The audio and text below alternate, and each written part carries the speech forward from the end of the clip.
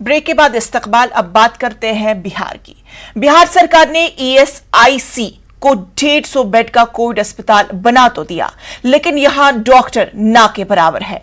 बिहार सरकार ने अभी तक डॉक्टरों की तैनाती नहीं की है। फिलहाल यहां 80 मरीज कोरोना से जंग लड़ रहे हैं, जिन्हें डॉक्टरों की देखरेख की सख्त जरूरत है।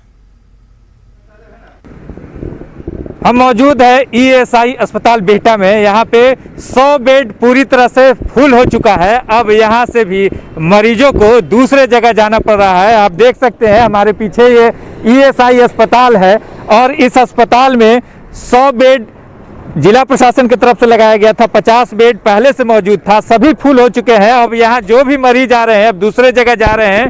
यहाँ तक कि यहाँ डॉक्टर भी नहीं पहुँच रहे हैं जगह पे। यहाँ पे एक मरीज के जो है साथी है, यहाँ पे डॉक्टर अवेलेबल नहीं है। बेड तो है ही, ऑक्सीजन है, सब कुछ है, पर डॉक्टर अवेलेबल नहीं है जांच करने के लिए।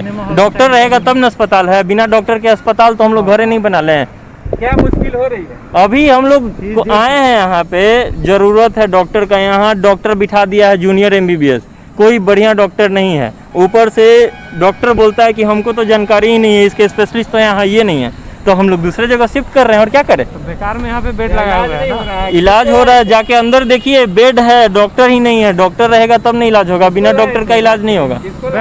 बहन थी हमारे दोस्त की, अभी लेके जा रहे हैं दूसरा प्राइवेट अस्पताल में, जहाँ 50,000 रुपया एक दिन का ले रहा है चार्ज। यही तो करना है हम लोग को। क्या नाम हुआ? मेरा नाम डॉक्टर राहुल हुआ, मैं भी यहीं का डॉक्टर हूँ, लेकिन यही है चीज़, हम क्या कर सकते हैं। चलो। तो यही अस्पताल के डॉक्टर राहुल ने बताया है कि यहाँ अस्पताल में इलाज सही से नहीं हो पा रहा है और अच्छे डॉक्टर भी नहीं है। ऐसे में यहाँ के मरीजों को दूसरे जगह शिफ्ट किया जाता है। ईएसआई का पोल खोलता हुआ यहाँ के डॉक्टर राहुल ने ही ये सारी बातें बताई हैं। ऐसे में यहाँ इलाज करना कितना सही होगा ये कहना मुश्किल है। दानापुर से न्यूज़ 18 के लिए अमरजीत शर्मा। वहीं बिहार में एनएचएम के तहत बहाल डॉक्टर काली पट्टी बांधकर अस्पतालों में ड्यूटी अंजाम दे रहे हैं। इंश्योरेंस और दीगर मुतालबात की वजह से सरकार के खिलाफ एहतजाज कर रहे हैं। इनका कहना है कि अगर इनके मुतालबे पूरे नहीं किए तो ये काम छोड़ देंगे। अभी कोविड का दूसरा फेज में कई लोग की मृत्यु हो गई।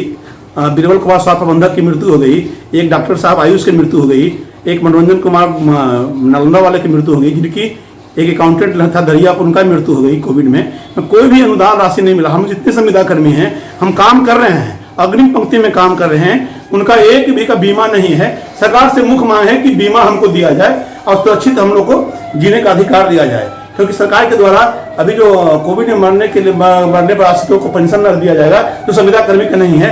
इसी का विरोध में हम लोग 6 से लेकर 8 तक का मिला, 12 से होम आइसोलेशन, उसके बाद में सामूहिक हम लोग इस्तीफा देंगे।